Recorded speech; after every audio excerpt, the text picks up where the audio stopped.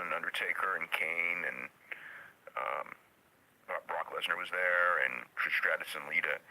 Yet it just felt like a show, and it really dragged in the third hour. And I mean, it wasn't.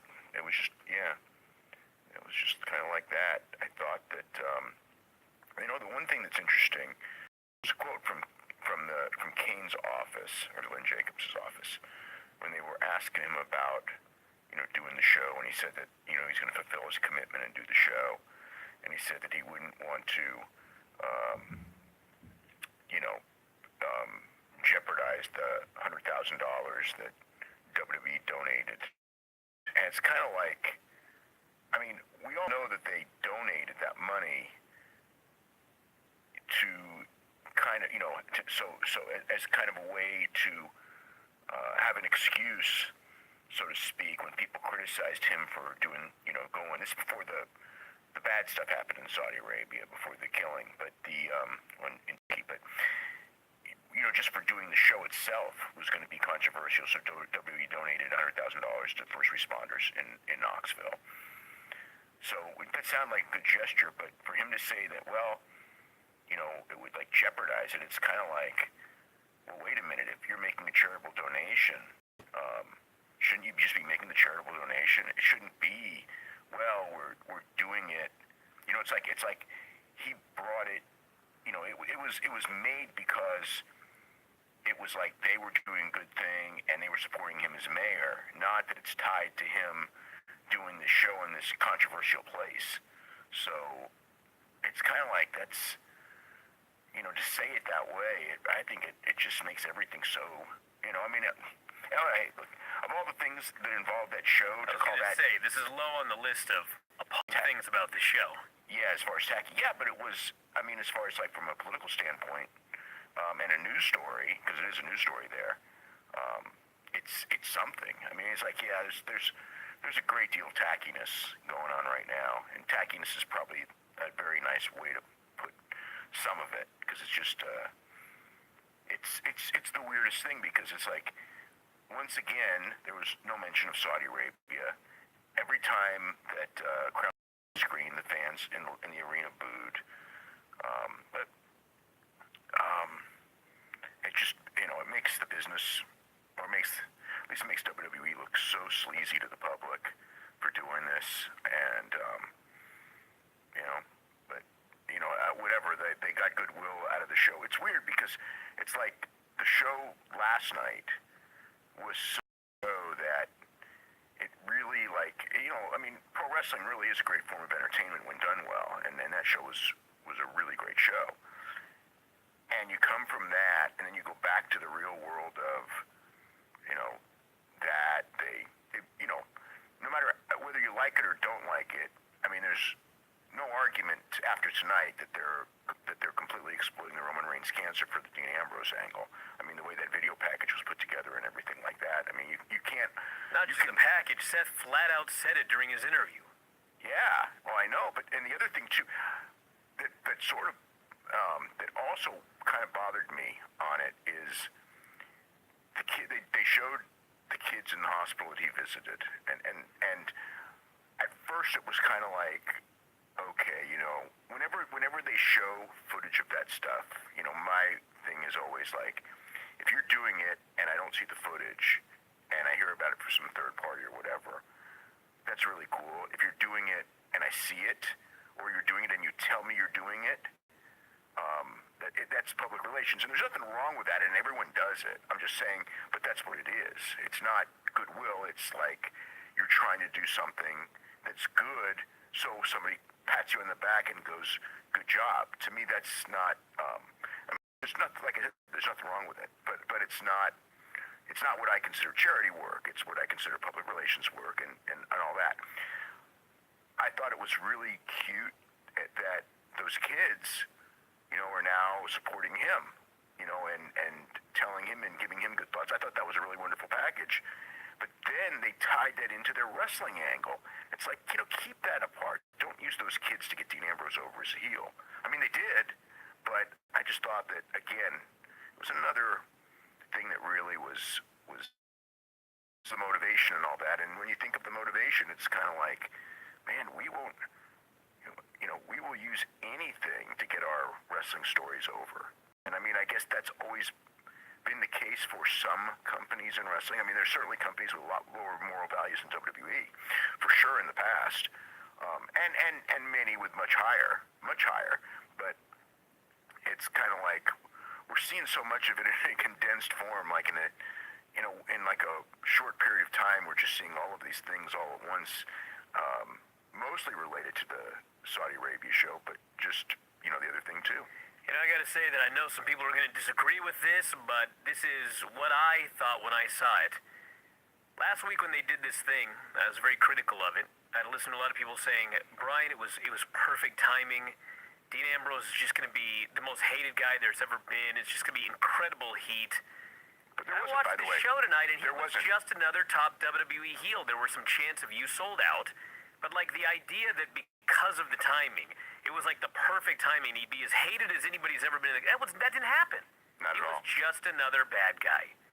I mean, if they would have done the turn tonight, if they would have done the turn next week, if they would have done the turn the week after, he'd have just been a top heel, just like he was tonight. It would have been exactly the same.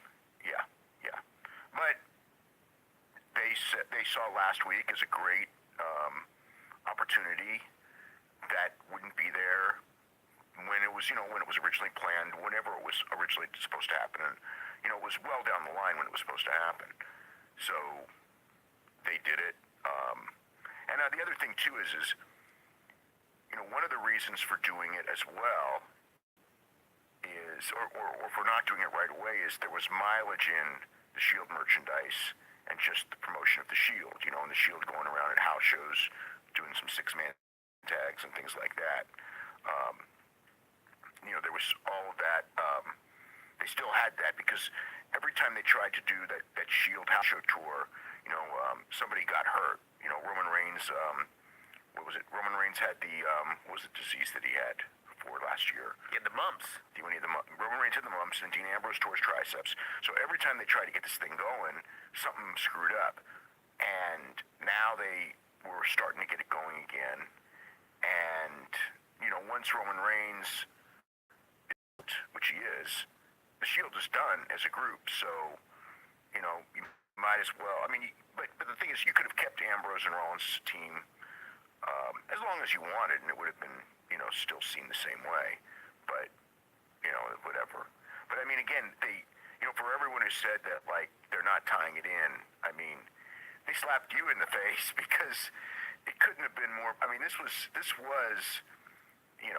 blatant can be. There's no subtlety here on this one. It's just, this is what they did. And for those of you who want to say, it's like, it's not exploiting it. It's like, you can say, exploiting is fine, it's just pro wrestling and all that. You can say that, but you can't say they didn't exploit it, because they won't let you say that, because if you did, they slapped you in the face if you fought that fight, as many people did. So the show opened up with the Roman Reigns leukemia video package, and then Baron Corbin comes out, and this is what he says. Last week was single-handedly, he says, one of the most emotional nights, not only for me as a general manager, but also my career. But it was last week. Life goes on. I wish Roman the best, but professionally, I hope if he comes back, he doesn't come back to Raw. I know. I know they do, but I just couldn't believe my ears. So anyway, I mean, I know that's the same thing, trying to get this poor pathetic guy some heat that, and he's just a struggling character. You know what I mean? to me, it's just there's such massive lack of creativity in this company where this is the kind of stuff they have to do to try to get heat. Well, it's like I said, it's a struggling character, and if he wasn't struggling, they probably wouldn't have to go to that card. So Brock comes out with Paul Heyman. Heyman cuts a promo. Vows that Brock will win the title at Crown Jewel. Heyman says it's not a prediction, it's a spoiler. It's a guarantee. Well, usually when he guarantees, it actually comes true. Yeah, well, not always. Says he couldn't be more clairvoyant if the match was predetermined. We all know history's going to happen on Friday. If you want to see history unfold, you can watch the show. That was funny for him saying that if it was predetermined. I really got a kick out of that, because if it was like the Russo thing, they would actually tell you, this is all predetermined. You know what I mean? Whereas Heyman takes the other tact of saying if it was, like it's not, even though everyone knows it is. So first Braun comes out and says By the way, the title. there's one more thing also I want to mention, and this is not anything. This is not a criticism. This is just Wrestling 2018.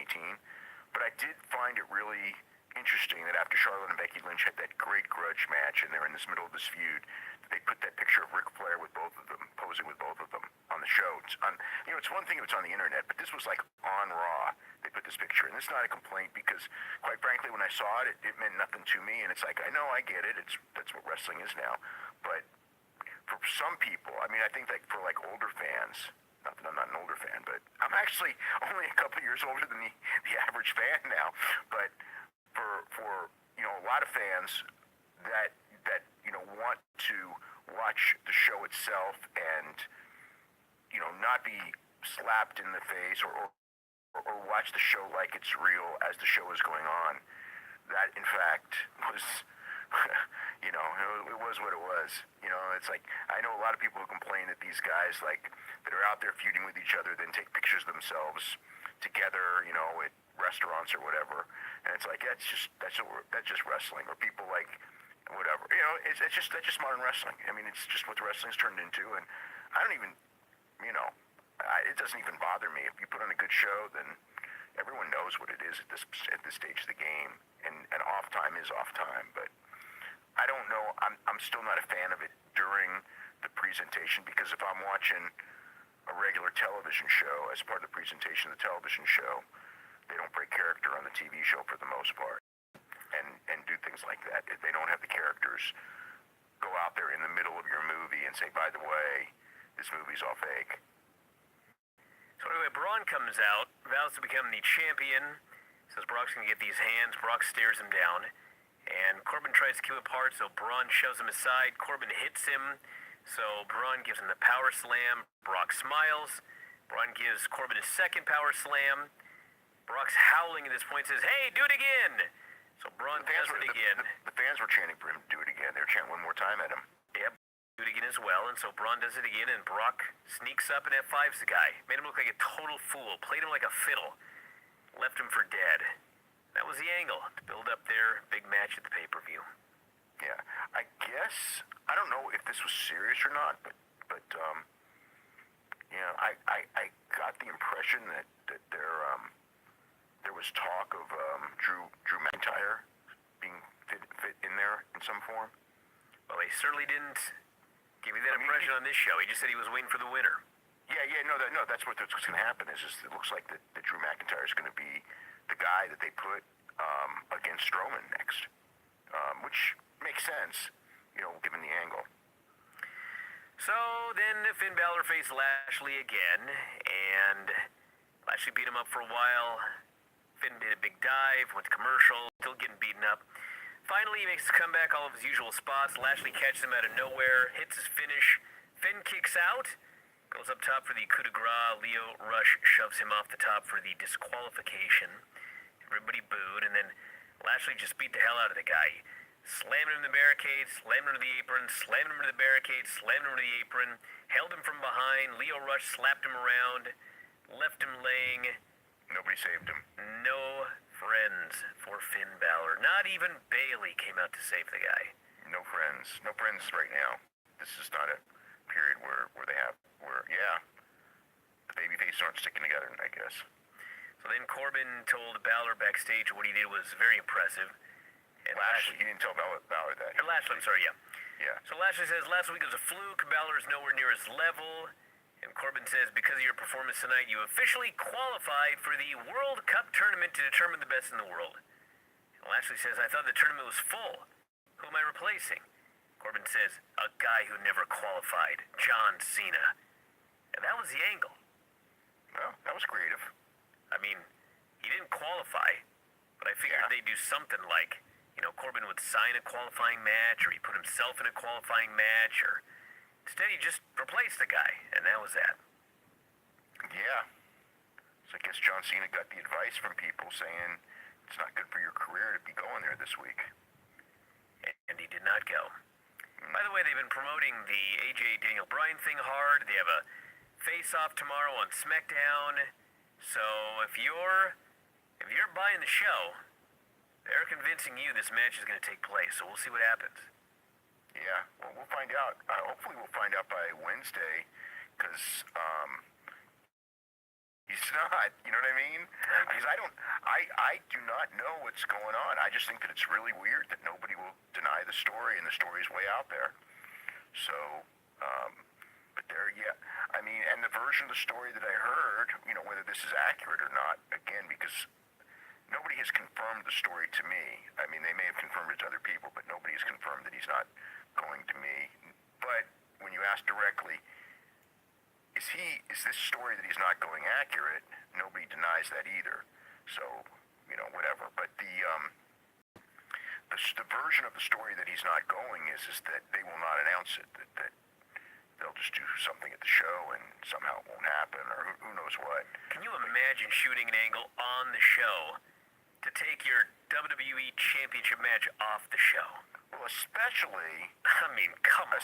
Especially because, now, I really don't think that the match has been built up. I mean, it's been built up okay. I wouldn't say bad. They're doing their little angle on SmackDown. But as much as, like, I saw, like, AJ Styles and Daniel Bryan, and it's kind of like, you know, if they're going to have a world title match, I'm probably going to really like that match. It's probably going to be one of the better matches that they've had in a long time. But we're a couple days away, and maybe they'll kick it into gear, you know, on tomorrow's show. But it's like, I feel that it's that anticipated either. You know, like it's and you know, for whatever reason, it's not. I don't know. I mean, it's not like they're not doing anything to build it, and I kind of like that the little segment they did last week. But I guess maybe they're not doing a lot of follow-up or something. I don't know. Maybe it's just... Or the fact that it's on Crown Jewel and everyone's... It's very controversial. Yeah, maybe that's... But still, they're promoting the hell out of the Lesnar match and especially the Shawn Michaels match. Although, man, you know, Shawn Michaels doesn't wrestle for, like, all these years, and he comes back on this Friday afternoon show. You know, I mean, I know that, like, lucrative-wise, I mean, it's all about money. But in another sense, it's like, you know, it's kind of like the big return of Shawn Michaels. And it really doesn't feel like it's that big of a deal at all either. So then we had Lita, Trish, Natalya, Sasha, and Bayley versus the Riot Squad, Mickey, and Alicia Fox, 10-woman tag. Trish started out, she did all of her old-school stuff, flying headlock takeovers, it was awesome. Then they got heat on Sasha for like an hour. She teased a tag like 5 times, finally tags in Natty.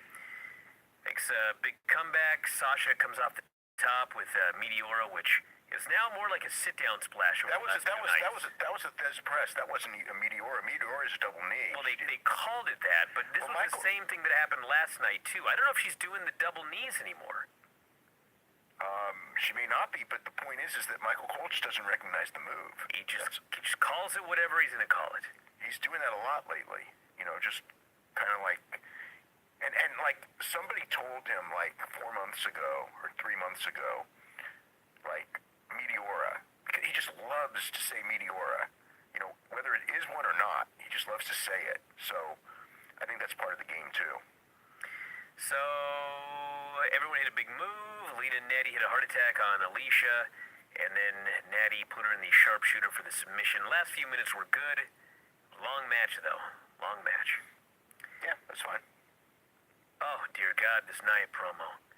So, yeah. Nia's asked... It was still better than the last one. Low praise. Nia's asked, when are you going to challenge Ronda? She proceeds to not answer. Up walks, and I quote, the She-Nom Ember Moon. What a terrible name, huh? She's in the middle of a bunch of cliches, and Nia cuts her off. Says, listen, I won. Don't you want to ask me some more questions? And they get in an argument. Ember challenged her to a match tonight. I didn't believe one single word either woman said in this entire promo. It was bad. Very, very horrible. It was very badly written and very badly delivered as well, yeah. So Elias in the ring. Very badly written. Elias is initially booed. And he rambles on for a while, shows the footage of last week of him KOing Baron Corbin, and says, I was hoping that Baron would come out, but after what happened earlier, it's clearly not happening. I'm going to go backstage and give him a performance face-to-face. He starts to leave, people start to boo. He says, don't worry, you're going to get your performance. So he goes backstage, Dana Brooks says, "Can you play me a song?" He says no, blows her off. I thought that was really funny. Tells another guy to take a chocolate cake to his room. We never find out what that was about. And he shows up at Corbin's locker room. Corbin won't open the door, so he starts singing a song, burying him. Corbin storms out, doesn't like the song, storms back in, and then Elias is jumped by, of all people, Jinder Mahal. This leads to, in his very first match as a babyface, Elias versus Jinder Mahal. And what a dynamic match it was. Dear God, you could not have had a worse match in your first match after turning babyface. Yeah. It's the most boring match. Well, Jinder's laying on the mat, putting him in holes for what isn't even a long match. It's not even like a long match. It's all chin locks. Then finally Elias makes a comeback. He barely gets a pop. Crowd's been killed. Elias hits the drift away. That was the end. I mean, you could not have done this worse. It's impossible. I guess maybe Corbin. I bet you Vince Russo could figure out a way. Maybe. You would have had him go out there against a bigger babyface or something, but that's about the only way you could have screwed this up. I've seen people screw up stuff worse than this, but yeah, I was. It was weird because he would have so much momentum off the turn, and I would. Well, I think that their mentality is that Jinder Mahal is one of those heels that people actually boo as opposed to cheer, so that would be the guy. But they forget that Jinder Mahal is also one of those heels that people just don't care about. They don't even want to see. Yeah, it's not heat. It's just like it really isn't heat. By the way, well, whatever, it doesn't matter. It just was like, yeah, nothing. All right, so we had the brackets. Oh, by the way, Yes. Michael Cole has guaranteed we will have a new Universal Champion. So if they do some screw job finish and decide to crown the champion of Survivor Series, remember that he said that. No, they're not going to do a screw job finish because either Lesnar's going to win or he's gone. One or the other. I mean, it's like either they're not going to do some draw or anything like that. We had the brackets for the tournament. The brackets are Seth versus Lashley, Angle versus Dolph, Hardy versus Miz, and Ray versus Orton. The Raw guys are on one side, the SmackDown guys are on the other side. So you are going to get a match that you don't normally see in the finals. Whoever that might be. Well, every Kurt Angle match is a match that you don't normally see as well. That's true. And on the other side, it'd be new matches with Ray.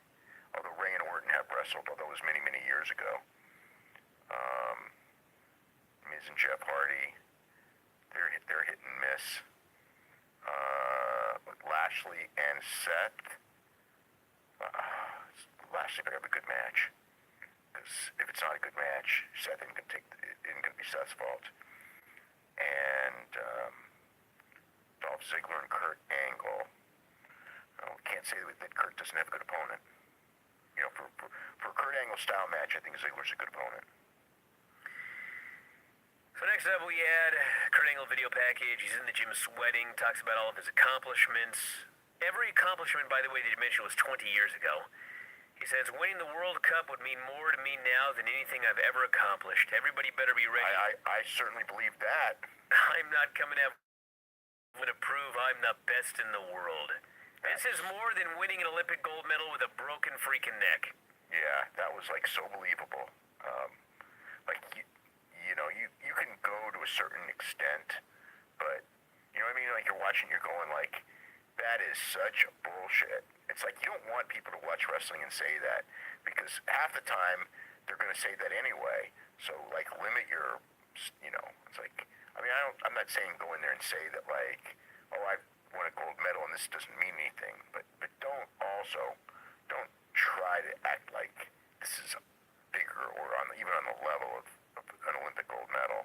I mean, that's just ridiculous. You shouldn't even make it on the level of a WWE Championship, really. Although, I guess they're plugging this better than the championships on the show. This tournament is to determine the best in the world. Yeah, whatever. How's it the best in the world when The Miz is in it, and when who else is in it? Bobby Lashley, whatever. Jeff Hardy, who they don't really. The only thing that they're pushing Jeff Hardy is that Randy Orton keeps tearing his ear off. So then we had the Rude and Gable versus Ascension versus AOP match. And Short. there are a lot of weird matches like this. So you get the heat on Gable, and then suddenly Rude just gets a hot tag, pins Victor. And AOP just destroyed both teams afterwards. It was like a double team thing where it was a Chaos Theory into the neckbreaker, yeah. Yeah, but the point is, it was just like, just tagged in and pinned him. And AOP destroys both teams afterwards. They give the Super Collider to Rude and Gable, left everybody for dead. So I was also, like, why didn't you just win then? I don't know. But the other thing too is that like, even though the way they did that finish, Rude kind of blind tagged, so I guess that does continue the storyline. It was so subtle, whereas in previous weeks, it was a lot more clear that they were building tension and between the two. And like in this one, God only knows what that means. I mean, look what they did with Sasha and Bailey. I mean, this teasing dissension means nothing to me these days. Yeah. So, next up we had the footage of Roman going to the Children's Cancer Ward, and the kids gave their encouragement back to Roman. Go back to the audience. Everyone's chanting Roman's name very loudly. This brings out Seth Rollins. Everyone's chanting, "Thank you, Roman." He thanks the fans for all the love they've sent Roman. Says, "I've been wondering all week if what happened with Dean Ambrose was maybe my fault. Maybe Ambrose held inside what I did 4 years ago. Wrong place, wrong time, wrong person. But I'm frustrated and confused. The only person who has the answers is Dean Ambrose. Says, Dean, I want you to come out and tell me what's going on." So they play Dean's music. No Dean Ambrose. He finally shows up amongst the fans. Says, "Come down here and tell me why you did this. At least when I stabbed you in the back, I had the decency to tell you why to your face." I love that line. Did he really say that? That's what he said. Did he tell? I know he said it, but I mean, I don't remember him telling him to his face. I mean, he must have done some apology in the ring or something. He didn't apologize. He was out there. Not an apology, but like a reason. Well, I mean, he did. Yeah, I didn't sell out. I bought in, right? Yeah. That the line? Yeah. So Dean then grabs a mic out of his pocket, but doesn't say anything. There were a few chants of "you sold out," and Seth finally says, "You are a cold-hearted bastard. On the most emotional night in the history of the Shield, you spat on all of us. On a night when Roman left to battle leukemia, you made it all about yourself." Says, "If you want the spotlight so bad, you got it. Eyes are fixed on you as long as you live out to make your life a living hell. Or maybe you're just a soulless lunatic." And Dean just left. That was it. It was a segment. He said he was going to go after him, and then Dean left. Yeah, he didn't go after him. Yeah. No. Yeah, it was interesting. They cut to the announcers. I think it was before this, because there was like a video package or something like that, and it's Michael Cole standing there, Corey standing there, Renee is standing there, and Michael Cole has to talk about last week, Roman Reigns and his leukemia, and Dean Ambrose, he turned on the Shield. He says, "In one of the most cowardly acts I've ever seen." Renee's standing right there. And it's just like so weird now because Corey acknowledges, without flat out saying it, that like she's married to Dean. And so she's got to stand there and like be totally stone-faced about this distasteful, terrible, horrible thing that her husband did. I thought it was I laughed. I thought it was funny. It is interesting. Charlie asked Lashley would have him to win the tournament. Leo Rush says he's won titles in amateur wrestling, MMA, and pro wrestling. Now he'll prove he's the best in the world. Nyamber Moon, they had a match. Wasn't much. Not at all. Ember did a dive, got back in the ring. So great. Tamina's music hits. Tamina comes down to the ring staring down Nia Jax. Ember, however, is distracted, so Nia attacks Ember and pins her. He could not have made her look like a bigger geek. Then Tamina and Nia get in the ring, have a face-to-face. Tamina backs down. That's your segment. Lucha House Party debuted, beat Dash and Dawson. Fun while it lasted. Kalisto just kind of hit a Selena Del Sol out of nowhere, and then there was a setup spot for the Selena Del Sol, wasn't there? There was heat on Kalisto, and then he just hit the move. No, they did one thing. Where's my notes on that? It was, but yeah, Grand Metalik distracted Dawson first. I see. From the outside, and then he hit the Selena Del Sol. I thought this was funny because Grand Metalik is probably, given that Seth didn't wrestle on this show, Grand Metalik's probably, let me just look at who did wrestle on the show. Would have been the best wrestler on the show, maybe. I mean, Finn Balor, maybe. I don't know.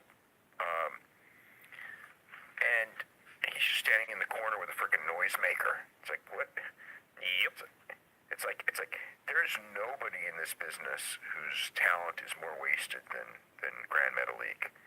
I mean, it's like it's like he was he was in CMLL, and he was the best guy in CMLL. Think about this. He was better than Dragon Lee in CMLL, as hard as that is to believe. And he's in WWE, and you never see him. It's like he just disappeared off the face of the earth. He's some dude in the corner playing with a noisemaker. Yep. That's exactly what happened. And a few times when he wrestles on 205 Live, it's not like he's not great.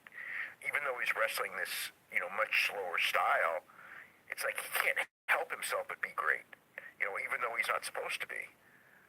And yeah, it's just a way, he doesn't know English, I guess, so there's some reason.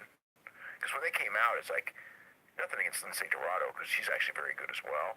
But it's like, Lindsay Dorado's like going to be in the ring, and Grand Metalik's going to be the guy with the noisemaker, and on Raw, and that's what, because especially against Dawson, because I mean, from a certain standpoint, even though this probably didn't do well in the ratings, I'm going to guess, and the crowd wasn't that into it. From a technical wrestling standpoint, this was a pretty good match. We had Ziggler and Drew coming out for a promo, and Dolph basically promised to win the World Cup, so he was going to beat Kurt. He looked up to him his whole life, what he did for collegiate wrestling, what he did for the Olympics, but he's great. He's not Dolph Ziggler. He's going to prove he's best in the world. This led to a match with Apollo Crews, which was the main event of Raw. And Apollo just made a comeback, went for a splash, Drew got his knees up, super kick, 1, 2, 3. That was the match. Dolph, not Drew. Dolph, yes. Yeah. Yep. It was just a couple-minute match, and that was it. Nothing wrong with it, but just that was it. And then the final segment, Kane and Undertaker come out. Crowd chanting for Undertaker. He does his creepy promo. The Reaper's coming. No matter how hard you fight, it's just your time to go. Kane talks about this whimper. It's now a deafening cry. Taker says, this Friday, crown jewel, everybody boos. Brothers of Destruction will take the beaten, battered souls of DX to the fiery gates of hell. Anyway, they summon DX. Hunter comes out, throws glow sticks into the crowd. No Shawn Michaels, of course, he sneaks into the ring. Super kicks the Undertaker. Kane rushes back to the ring. Shawn bails. Undertaker sits up and looks angry. This makes Shawn and Hunter scared. That's the end. That's your go-home angle for Crown Jewel. It's fine. It's a crown jewel. Whatever. It was fine. It was, in fact, fine. It's about the best I can say about it. So that leads us to Friday's show. And also SmackDown tomorrow night, where we've got the Face-Off. And what else?